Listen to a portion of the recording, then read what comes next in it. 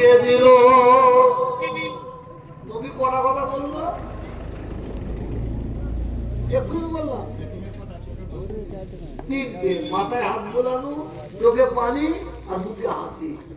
আমার আল্লাহ বলেন, যদি কোনো আমার বান্দা বান্দি আমার হাবিবের মুখে হাসি ফুটিয়ে দেয়, সে যেন আমি আল্লাহ আমার কুদরতি মুখে হাসি ফুটিয়ে দিল।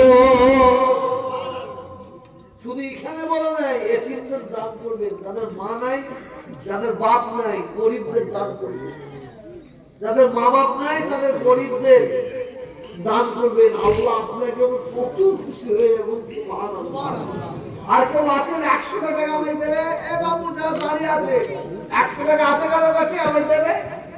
আমি মানে আমার জন্য এতিমদের